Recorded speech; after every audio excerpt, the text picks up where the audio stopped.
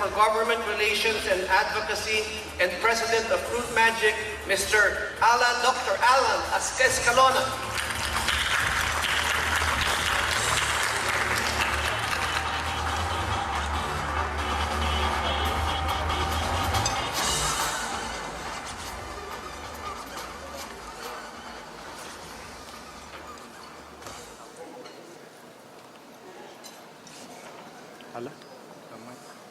Good morning, ladies and gentlemen. Welcome to Franchise Asia Philippines 2012. Last year, when the Philippines hosted Franchise Asia 2011, we showed to Asia and the whole world that the Philippines is truly a viable destination for franchise investments this side of the world. We proved to all our international delegates, visitors, guests, and investors that franchising is indeed more rewarding and, yes, more fun in the Philippines. We are extremely happy to announce that franchising in the Philippines continues to be a synergy agent, not only for national and regional development, but for global growth as well. Today, we in the Philippine franchise sector take on a bigger challenge as we present you Asia's biggest franchise event here in Manila.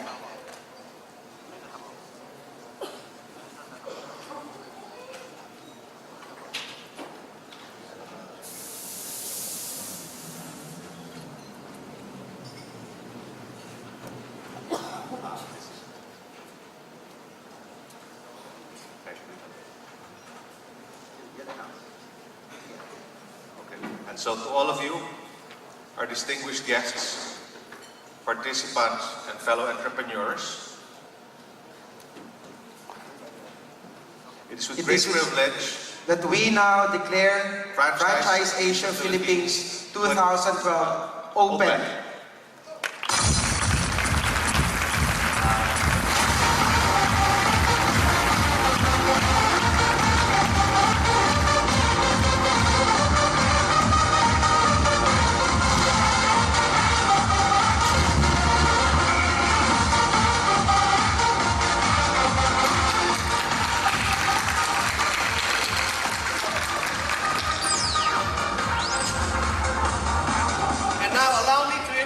My co-host for this morning's session.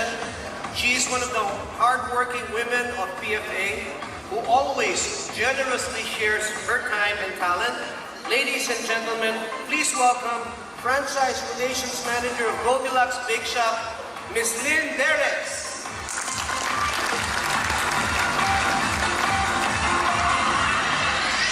Good morning, Joey. Good morning. And to all of you, and as we say, Goldilocks, go the good day. Goldie good day. Yes, it is indeed a pleasure for me to be part of this wonderful event once again. I am sure that all of us here are excited to hear our distinguished speakers share their expertise and experiences, as well as learn new ideas and insights from the education sessions we have today. Just a few heads up, Ms. Lynn, a number of exciting developments shall be presented in today's program. Later, we will have the formal launching of the Madrid Protocol by the Intellectual Property Office of the Philippines, a program that is expected to boost the international expansion efforts of the Philippine franchisees and brands. We will also witness the MOU signing between the PFA and the Philippine Retirement Association Authority for the development of a program that will help promote the Philippines as a retirement haven via franchising. And Joey, on top of all of these, we are privileged to have with us later the Secretary of the Department of Trade and Industry, the Honorable Gregory Domingo, who will share us words and guidance and inspiration as our keynote speaker. Really exciting day. And with that, Joey, let's get on with our first speaker this morning. With his presentation on the retail future now, our first speaker will share with us insights on global retail trends, giving retailers and manufacturers a better understanding of what emerging concepts and shoppers' needs are today and how these trends can drive profitable growth in ultra-competitive markets and trading environments. With more than 15 years of digital strategy and retail marketing experience stuck under his belt, our speaker is credited for having developed innovative solutions for blue-chip firms in the consumer, technology, telecom, retail, finance, and luxury sections. Ladies and gentlemen, please welcome the Regional Director for TNS in the Asia-Pacific region, Mr. Arno Fraud.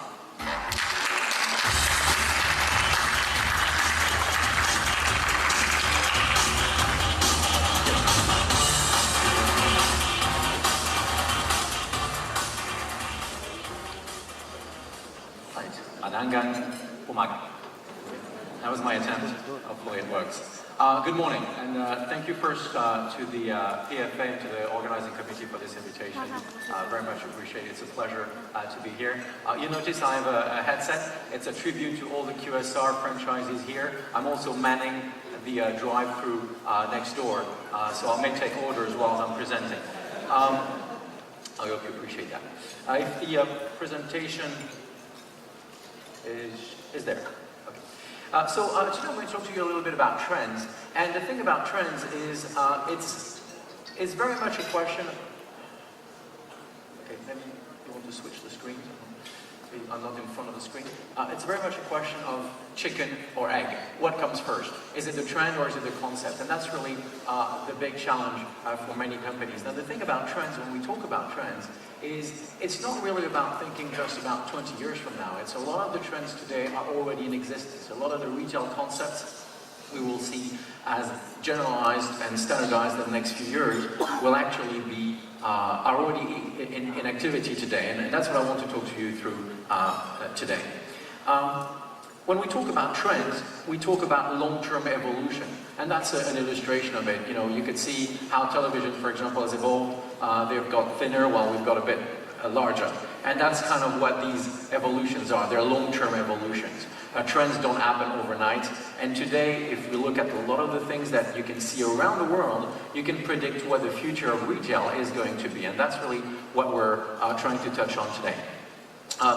There are two trends I want to touch on as things we should forget. The first one is low price everything. Consumers and shoppers do not want low price, they want good value, and that's really not the same thing. And so when we start thinking about the increasing cost of manufacturing, distribution, retail, etc., low price or cheap doesn't work. And it's not a good scenario. In FMCG, a lot of our clients have been promoting their product extensively. Shoppers and consumers are awfully confused. If you go to a QSR and you've got 50 different menu items, you can't really choose. What you will typically buy is what you buy habitually. Yeah? In a supermarket, about 70% of shoppers buy the same item week after week. So you're really targeting 30% of shoppers to try to get them to buy one more thing or something different. But most people have habitual shopping. And that means that really choice and the ability to simplify the decision process is key. The old view on retail was that the longer you could keep the shopper in the store, the more they would buy. That's completely wrong. The more effective you are at getting the shopper to pick an item and decide and pay and leave, the more they will buy, because there's more time for additional items.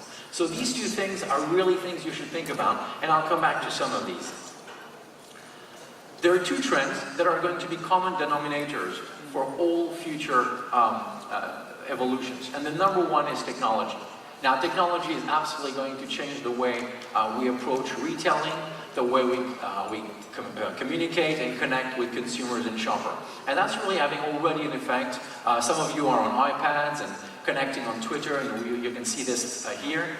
But the reality is the way shoppers shop is changing dramatically. The new path to purchase, which is a topic I spend a lot of time talking about with clients, is transforming the way people connect with information.